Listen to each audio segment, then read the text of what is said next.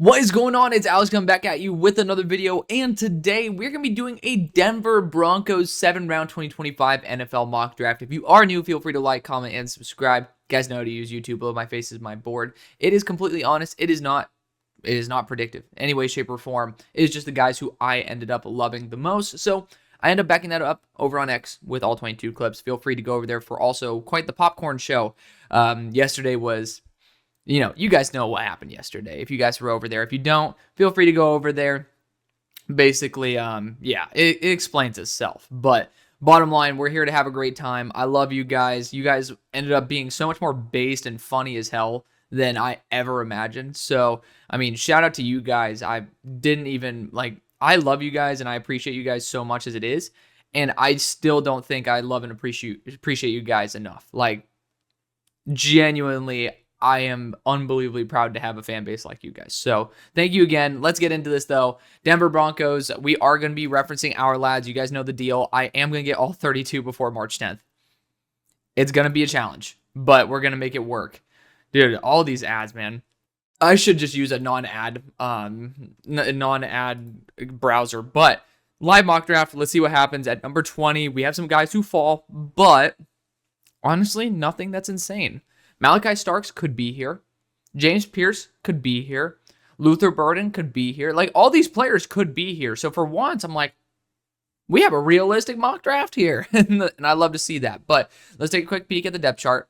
Obviously, you look at players that could end up being brought onto the squad. I'm trying to remember. Draymond Jones just got cut. So you could end up always bringing that dude back. But regardless, looking at the offensive side first, because I need to make sure I stay in rhythm. I'm going to do my best to fight off the ads for you guys.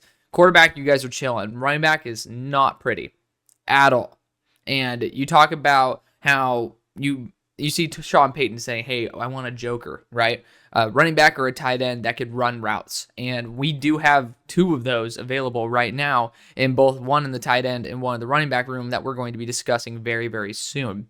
But regardless, Bo Nix hit on the quarterback. Love that. You do need to go after some sort of tight end or running back. Offensive line wise, I personally think you guys are actually quite chilling for the time being. Garrett Bowles being extended was like a godsend.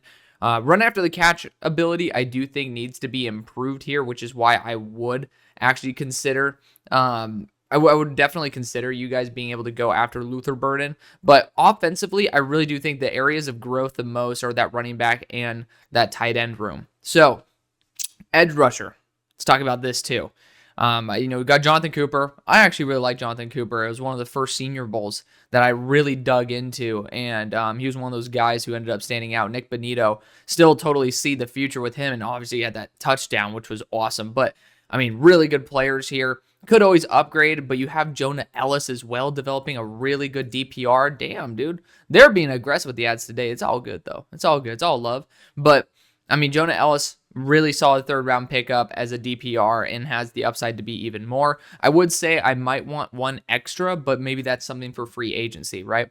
Linebacker-wise, you absolutely could be looking at it. Shedeur Sanders has just not been healthy enough to show us what he has, which is very, very unfortunate, but the potential is still there. Linebacker is a legit position for us to target in this draft. Cornerback-wise, you got your top two, and that's like super duper key. Not many teams have it. You could be looking at some depth here. I do think that you could, feasibly be looking for that. Nickelback, I do like Chris Abrams-Drain as your backup to Jaquan McMillan. Like, really, really solid. Like, your corner room is looking good. Safety, I can't really say the same, right? Love JL Skinner. Shout out to him, man. He was somebody at the start of his draft year was almost as high as the first round, which was fun.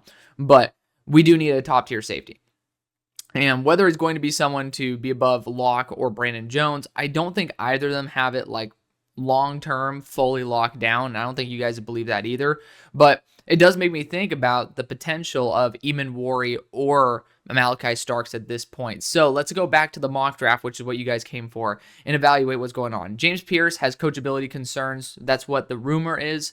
And enough people have said enough about it to where I'm starting to believe it. But the two guys I'm thinking of in the first round right here, Hampton and Loveland, right?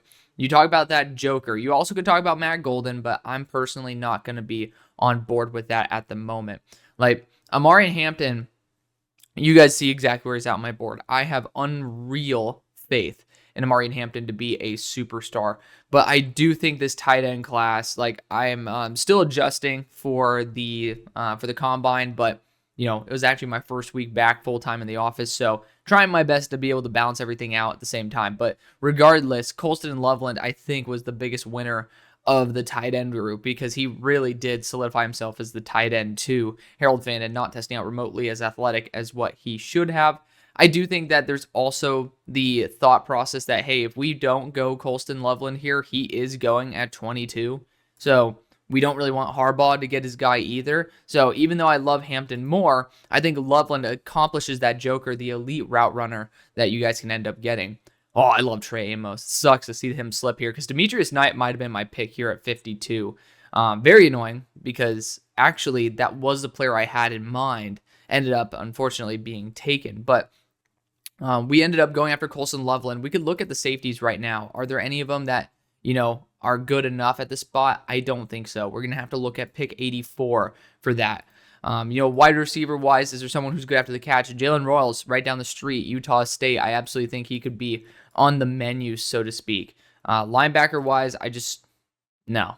I love Carson Schwezinger too, and he's we went to the same high school. I mean, I have a reason to root for the guy. Running back wise though, oh man, Caleb Johnson went, but where the hell did Quinshon go? To the Bears? It's kind of fire low-key. So honestly, running back is another position that we really, really need. The question is, who should be said running back? Now, we could try to play the board here, go Byshul Tootin at 121. Might kind of like that. And then at 192, go Ollie Gordon. It's kind of fire. Back-to-back top-end picks, not going to lie, kind of fucking with it. So edge rusher-wise, don't really think that's going to be a primary area of concern. Again, we already got that tight end room, which is why it's kind of bothering me at the moment because it's like a lot of good tight ends that ended up being available here to where am like, damn, I could have ended up with like Malachi Starks or, obviously Amari Hampton, but of course we just talked about Amari Hampton being good value. There's a lot of good picks that you could end up making here. I believe we also are losing our nose in DJ Jones, so it is possible if we do see somehow, he was taken a little bit earlier, Tyleik Williams slipping. It's certainly a choice. This is a tough one. As you guys can see, I've tried to stall as much as possible, but tight end's already been taken. Wide receiver actually could be a move here. With Jalen Royals being so good after the catch and being a reliable option, you don't really have a wide receiver in your squad right now that matches that body type. So I actually quite like that. So I'll throw the curveball. Let's do it. Jalen Royals. We're going to go firepower at picks 1 and 2. Pick number 3. We're back. And again, could have gotten Mason Taylor here, which was getting me in a whole different kind of mood. But at 84, I do think we need to go after a safety here. You look at Makuba. Makuba does a great job, honestly. Probably the best choice. Lathan Ransom's a big hitter, but I want someone who's going to have a little bit more interception capability. Sebastian Castro is incredible. I love Sebastian Castro. He just tests out horribly. So that's his biggest issue, is that he's just not a good tester.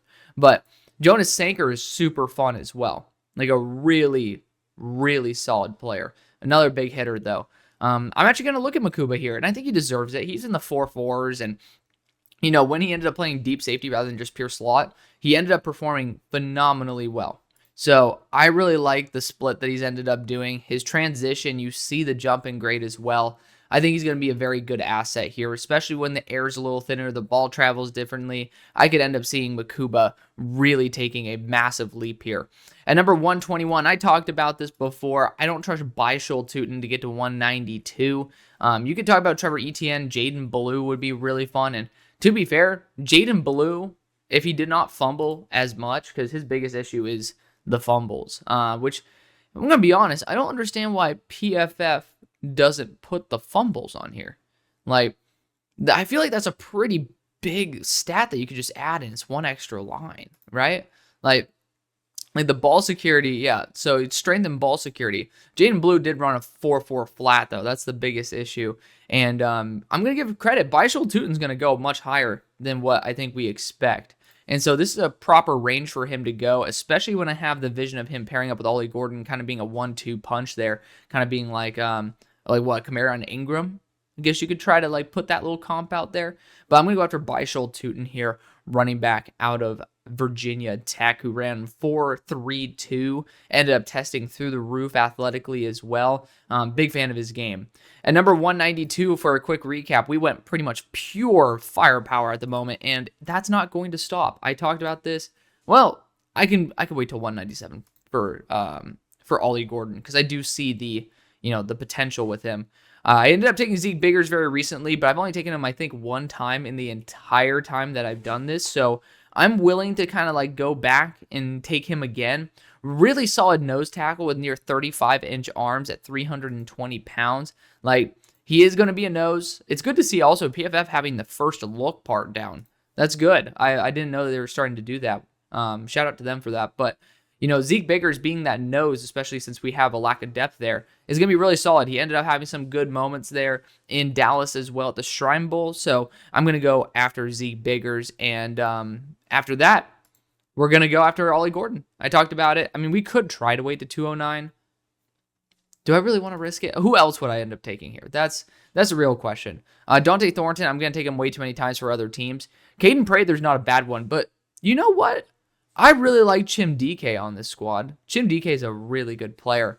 We'll check one more time to see which groups need some extra depth. Interior offensive line and tackle. We already reinforced the wide receiver room. You know what? Jackson Slater's kind of baller. I like Jackson Slater. He did a very, very good job in the Senior Bowl. I think this is going to be good guard depth. Really good guard depth. So we're going to go Jackson Slater. And Ollie Gordon goes! I rolled the dice and didn't get it. To be fair, who gives a shit? I mean, Donovan Edwards is here. You can look at Jaquavius Marks is the route running back. Like, there's so many good players. And honestly, I quite like the fact that I have to go a different position rather than just like kind of big braining it all. I knew something had to bite me in the ass. And honestly, Holland Pierce here is ridiculous value. I'm not going to take him because I do want to save that for some other teams as well. But it's a very good choice if you do want to commit that way. Other position, I absolutely could think that you could end up recommitting to that linebacker role, right? We talked about it, but the linebacker value was just never proper. Jalen Walker is kind of fun, but he doesn't fit that inside linebacker build that you're looking for. To be fair, not many of them do. How much is Dumas Johnson? He's at 245. He's been a captain too. This is really good value for a very good player. I could also toss in Teddy Buchanan, who tested out phenomenally well, so shout out to him. We're going to go Jamon Dumas Johnson here at 209 to end it all off. It's not going to be the sexiest draft in the world, but honestly, I really enjoyed it. We actually went pure firepower for the majority of these picks. We went Loveland, Royals, Beischel, Tootin on the offense. On defense, ended up getting our star safety in Andrew Makuba, and then we built through the defensive line here, or both of the trenches, I should say, with a nose tackle and Zeke Biggers, a backup guard in Jackson Slater, and a really good depth linebacker here in Jamon Dumas Johnson. I'm personally a big fan of it. I know, like, PFF's right now, I know Trev's updating his board, and to be fair, being in the position that I'm in, I understand fully that's not easy to do that, but let me know what you guys would have done differently. Thank you so much for watching. Love you. See you on the far side. Peace.